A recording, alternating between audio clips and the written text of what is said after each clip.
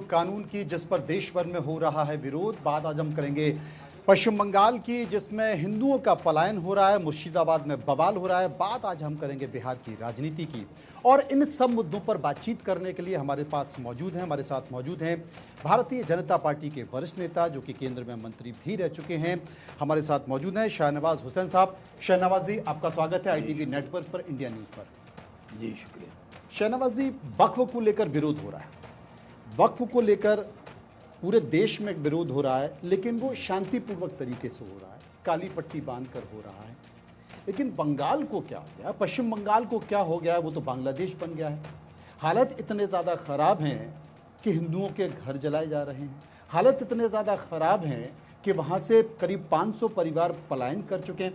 आपकी नज़र में सबसे पहले मैं पूछना चाहता हूँ कि वक्फ कानून क्या है? देखिए, वक्फ अमेंडमेंट एक्ट अच्छी नीयत से प्रधानमंत्री नरेंद्र मोदी जी के ज़रिए लाया हुआ ये एक्ट है, उम्मीद की किरण है जी। इसका नाम ही उम्मीद रखा है। वक्फ क्या है? जब कोई अपनी संपत्ति का दान करता है कि वो गरीबों के लिए हो, विधवाओं के लिए हो, बच्चों के लिए हो, तो अपने बाल बच्चों का हक मार के वो समाज के लिए, यानी वो खुदा के नाम से दान करता है। और उसका मैनेजमेंट करने का काम जो है वो मुतवल्ली, मोहतमीम और वक्फ बोर्ड के अधिकारी करते हैं। मैं दिल्ली वक्फ बोर्ड का मेंबर रहा हूँ 1993 से 98 तक। मदन लाल खुराना जब दिल्ली के मुख्यमंत्री थे तो मैं दिल्ली वक्फ बोर्ड देखता था जी। और मैं सेंट्रल वक्फ काउंसिल में भी करीब 10 साल as a member of parliament रहा हूँ। पिछली बार जब 2013 में और 2010 में सरकार वक्फ एक्ट लाई थी यूपीए गवर्नमेंट, तो बीजेपी की तरफ से चर्चा की शुरुआत शाहनवाज हुसैन ने की थी। तब भी हमने जो बातें गिनाई थी, आज वही बात हम कह रहे हैं।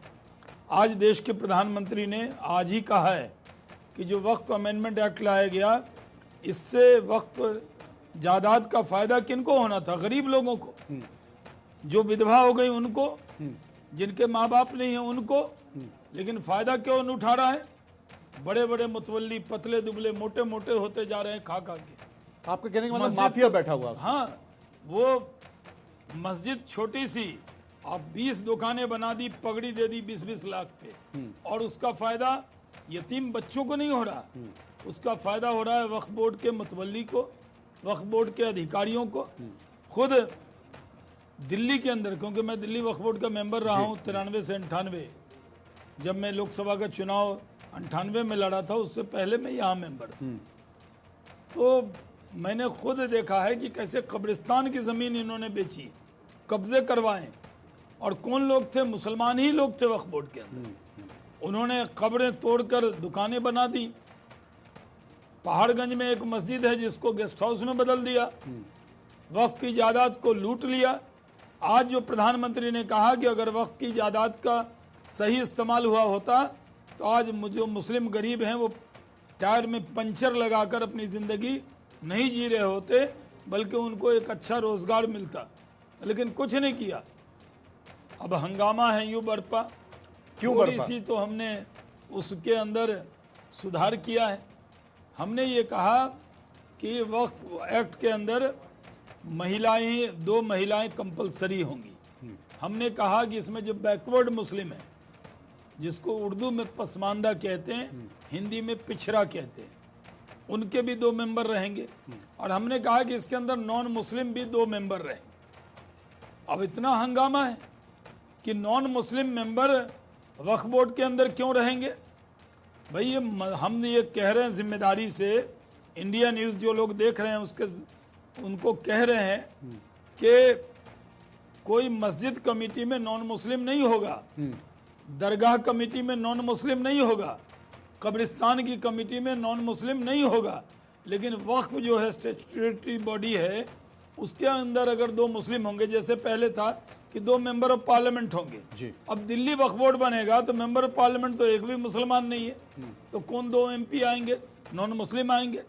और अगर जिन लोगों को एतराज़ है कि नॉन मुस्लिम का आना बहुत उनको चुभ रहा है, तो आपके यहाँ DM Hindu, CM Hindu, PM Hindu, तो आप कहेंगे हम देश में नहीं रहेंगे। ये बड़ा जो सवाल लोग आपने कहा। पद गोपनीयता की शपथ लेंगे, मैं मेंबर ऑफ पार्लियामेंट बना किशनगंज से, 70% मुस्लिम आबादी थी, और मैं फिर भागलपुर से 2 बार मेंबर ऑफ पार्लियामेंट रहा। तो मैं एज ए एमपी मेरे दरवाजे पे जो आता है मैं उसका जात धर्म पूछकर थोड़ी काम करता हूँ। ये आपने बड़ी बात तो कही, क्योंकि संवैधानिक पद पर अगर आप कि अगर संवैधानिक पद पे है जी, अगर आप ये कह रहे हैं कि पहले जब वक्त का झगड़ा होता था तो ये ट्रिब्यूनल में जाता था, और ट्रिब्यूनल को इतना अधिकार था कि आप कोर्ट में भी चैलेंज नहीं कर सकते। बिल्कुल। हमने ट्रिब्यूनल को अधिकार नहीं देके डीएम को दिया। मान लीजिए कोई मौलवी साहब, इमाम साहब, जमातुल उलमा हिंद के लोग, मुस्लिम पर्सनल लॉ बोर्ड के लोग जो विरोध कर रहे हैं, उनकी जो खानदानी जायदाद है उसका दाखिल खारिज कराना है। दाखिल खारिज आप समझते हैं, समझ गए। सीओ के पास जाना होता है, डीएम डीसीएलआर के पास जाना होता है, तो वो तो आप करा लेंगे अपनी जमीन का, और वक्फ की जायदाद का अगर डीएम के पास जाएगा तो क्या एतराज हो जाएगा। डीएम चुना हुआ, यानी इलेक्टेड तो नहीं है, लेकिन वो उस जिले का से आया है, बिल्कुल आपने कहा, उस जिले का मालिक होता है, वो अधिकारी तो होता है, कर लेगा तो क्या दिक्कत हो गई। उसको सारे अधिकार होते हैं, हर इतना चीज बड़ा का। हंगामा क्यों है? ये बड़ा विषय। लेकिन शहनवाज जी, मैं एक चीज पूछना चाहता हूं, फिर आखिर क्या कारण है कि कुछ मुस्लिम लोग इस बात का जिक्र कर रहे हैं कि भाई अगर ये कानून लागू हो गया, अगर ये सही से लागू हो गया, तो फिर आपकी टोपी पर रोक लग जाएगी, आपकी दाढ़ी कट जाएगी, आपके जो तमाम शमशान हैं उन पर कब्जा हो जाएगा। ऐसा माहौल क्यों बनाया जा रहा है? देखिए, न तो मेरी दाढ़ी है, न मेरी टोपी है, न कोई रोक रहा है। नहीं, आपके सेंटर की बात हो सकता है कि बहुत सारे मुस्लिम कहें साहब ये मुस्लिम ही नहीं है। नहीं, हमें किसी के मुस्लिम के सर्टिफिकेट की जरूरत ही नहीं है, हिम्मत से भी देना नहीं मुझे, अगर देना चाहते हो। हाँ। क्योंकि जो मुस्लिम होना ये खुदा और बंदे के बीच का मामला है। बिल्कुल। आप क्या धर्म अपनाते हो ये आपका और आपके भगवान के बीच का मामला है। कोई तीसरा आदमी कौन होगा कहने वाले आप क्या हो नहीं हो। हम तो आपके कह रहे हैं कि ये दुष्प्रचार है। आज़ादी के वक्त ये देश धर्म के नाम पर बटा था। जिन लोगों को धर्म के नाम पर ये देश कबूल था वो हिंदुस्तान को टाटा बाय बाय करके पाकिस्तान चले गए। जो मुसलमान मौलाना अबुल कलाम आज़ाद के कहने पे हिंदुस्तान में रहे, आज उन मुसलमानों के लिए भारत से अच्छा देश, हिंदू से अच्छा दोस्त और मोदी से अच्छा नेता नहीं मिल सकता। इतना अच्छा ये देश है। लेकिन ये समझ सारे अधिकार हैं। ये समझ संविधान में जितने अधिकार हिंदू होने के नाते आपको है, मुसलमान होने के नाते उतने अधिकार शाहनवाज हुसैन को भी है। लेकिन बराबर का अधिकार है। लेकिन बाबा साहब संख्यकों को, मुस्लिमों को ये समझ क्यों नहीं आ रहा? बाबा साहब का दिया हुआ संविधान है, बराबर का अधिकार है। और प्रचार ऐसा हो रहा है जैसे ये कानून आ जाएगा तो आपको क्या दिक्कत होगी। मैं जिम्मेदारी से कहता हूँ, एक मस्जिद नहीं जाएगी, एक मदरसा नहीं जाएगा, एक कब्रिस्तान नहीं जाएगा, एक खानका नहीं जाएगा, एक दरगाह नहीं जाएगी, कहीं पर कोई दुश्वारी होने वाली नहीं है। हाँ, जो लोग माफिया बैठे हैं वक्फ की जायदाद पर कब्जा करके, उनको दिक्कत आने वाली। वो पूरे कौम को भड़का रहे हैं, चाहे मुस्लिम पर्सनल लॉ बोर्ड हो, जमातुल उलमा हिंद हो, कुल हिंद मजलिस इत्तेहादुल मुस्लिमीन हो, कांग्रेस पार्टी हो, सपा हो, बसपा हो, राजद हो, टीएमसी हो। और टीएमसी क्या कर रही है?